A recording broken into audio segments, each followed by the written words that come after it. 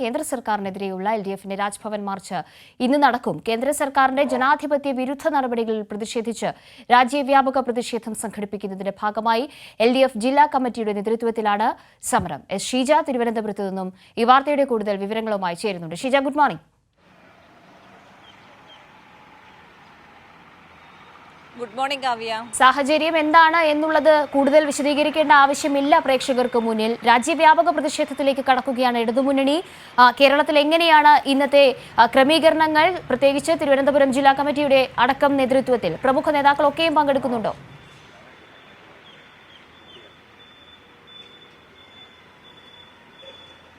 കാവ്യ, ഇതെല്ലാം കാവ്യ സൂചിപ്പിച്ചതുപോലെ തന്നെയാണ്. കാരണം കേന്ദ്ര സർക്കാരിന്റെ സംസ്ഥാനത്തിനോടുള്ള അവഗണന അത് പ്രത്യേകിച്ച് എടുത്തു പറയേണ്ടതില്ല. അത് കുറച്ച് നാളുകളായി തന്നെ തുടരുന്ന ഒരു കാര്യം തന്നെയാണ്. അത് ഒരു മേഖലയിൽ എന്നില്ല, സർവ്വ മേഖലയിലും അതേ രീതിയിലുള്ള നടപടി കേന്ദ്ര സർക്കാർ തുടരുന്ന ഒരു പശ്ചാത്തലമാണ് നിലനിൽക്കുന്നത്. ഈ ഒരു സാഹചര്യത്തിലാണ് കൂടുതൽ പ്രതിഷേധങ്ങൾ സംസ്ഥാനത്ത് നടക്കുന്നത്. അതിപ്പോൾ രാജ്യവ്യാപകമായി തന്നെ ആ പ്രതിഷേധങ്ങൾ മാറുന്ന ഒരു സാഹചര്യം തന്നെയാണുള്ളത്. അതിന്റെ ഭാഗമായിട്ടാണ് ഇന്നിപ്പോൾ എൽഡിഎഫ് രാജ്ഭവനിലേക്ക് ഒരു പ്രതിഷേധ മാർച്ച് വെച്ചിട്ടുള്ളത്.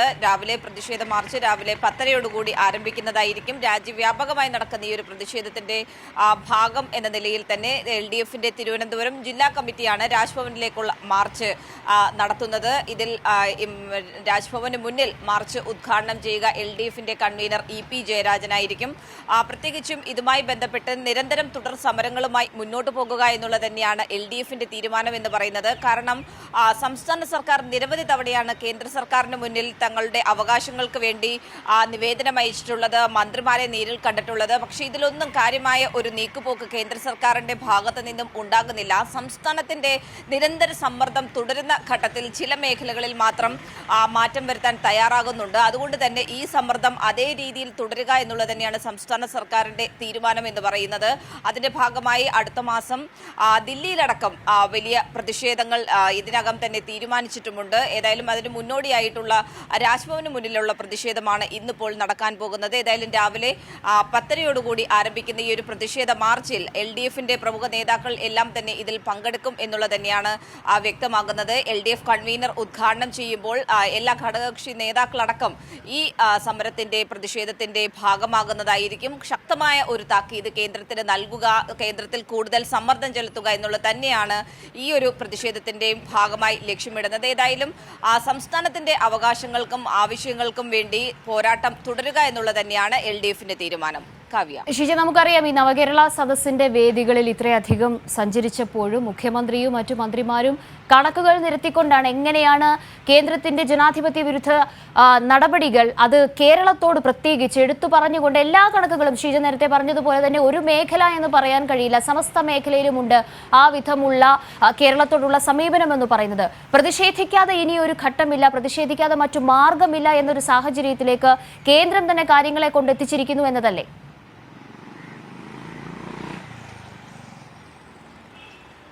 തീർച്ചയായും ആ രീതിയിൽ തന്നെയാണ് കാവ്യ. കാരണം ഓരോ മേഖലയിലും പ്രത്യേകിച്ചും സംസ്ഥാനത്തിന്റെ വായ്പാ പരിധി വെട്ടിച്ചുരുക്കുന്നു. അതോടൊപ്പം തന്നെ കിഫ്ബിയിൽ നിന്നുള്ള കടം പൊതുകടമാക്കി, കിഫ്ബിയിൽ നിന്നുള്ള വായ്പ അത് പൊതുകടമായി പരിഗണിക്കുന്നു.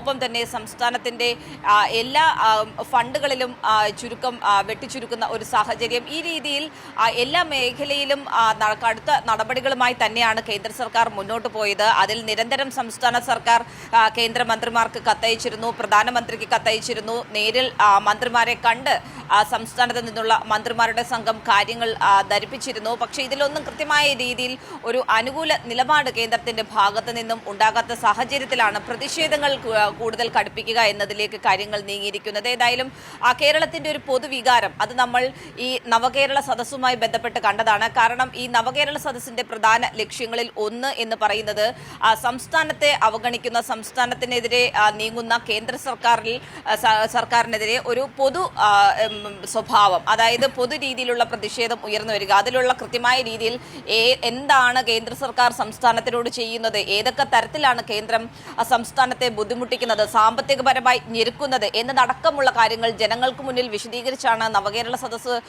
പൂർത്തിയായത്. ഈ നവകേരള സദസ്സിൽ തന്നെ കൃത്യമായ രീതിയിൽ കാവ്യ സൂചിപ്പിച്ചതുപോലെ മുഖ്യമന്ത്രി തന്നെ ഇതിന്റെ കണക്കുകൾ സഹിതം വിശദീകരിക്കുകയും ചെയ്തിട്ടുണ്ട്. അതുകൊണ്ട് തന്നെ ഈ വിഷയവുമായി ബന്ധപ്പെട്ടുകൊണ്ട് ഒരു സംയുക്ത സമരം അതാണ് സംസ്ഥാന സർക്കാർ ആലോചിച്ചത്. പക്ഷേ അത് പ്രതിപക്ഷം ആദ്യഘട്ടത്തിൽ തന്നെ തള്ളിക്കളയുന്ന ഒരു സാഹചര്യമാണ് നമുക്ക് കാണാൻ സാധിച്ചത്. പക്ഷേ എന്നാലും ഇതിലുള്ള പോരാട്ടം തുടരുക എന്നുള്ളത് തന്നെയാണ് സംസ്ഥാന സർക്കാരിന്റെയും LDFന്റെയും തീരുമാനം എന്ന് പറയുന്നത്. അതിൽ LDFന്റേതായ രീതിയിലുള്ള പ്രതിഷേധ സമരങ്ങളുമായി മുന്നോട്ട് പോകുന്നു. അതിന്റെ ഭാഗമായി തന്നെയാണ് ഇന്നിപ്പോൾ രാജ്ഭവൻ മാർച്ച് നടക്കാനിരിക്കുന്നത്. കാവ്യ. ശരി ഷീജ പറഞ്ഞതുപോലെ തന്നെ 11 മണിക്ക് LDF കൺവീനർ EP ജയരാജനാണ് ഈ മാർച്ച് ഉദ്ഘാടനം ചെയ്യുക. പ്രമുഖരായ ഇടതുമുന്നണിയുടെ എല്ലാ നേതാക്കളും പങ്കെടുക്കുന്നുണ്ട്. ഒരു പ്രതിഷേധത്തിന്റെ സാഹചര്യത്തിലേക്ക്, വലിയ പ്രതിഷേധത്തിന്റെ സാഹചര്യത്തിലേക്ക് കേരളത്തോടുള്ള ഈ ഒരു സമീപനത്തിനെതിരെ പ്രത്യേകിച്ച് അങ്ങനെ അതിനപ്പുറത്തേക്ക് രാജ്യവ്യാപകമായി കേന്ദ്ര സർക്കാരിന്റെ ജനാധിപത്യ വിരുദ്ധ നടപടികളിൽ ഒരു പ്രതിഷേധത്തിനടക്കം ഇപ്പോൾ ഇടതുമുന്നണി ആഹ്വാനം ചെയ്യേണ്ടി വരുന്ന ഒരു ഘട്ടമാണ്. നേരത്തെ ഷീജ പറഞ്ഞതും അത് തന്നെയാണ്. കാര്യങ്ങൾ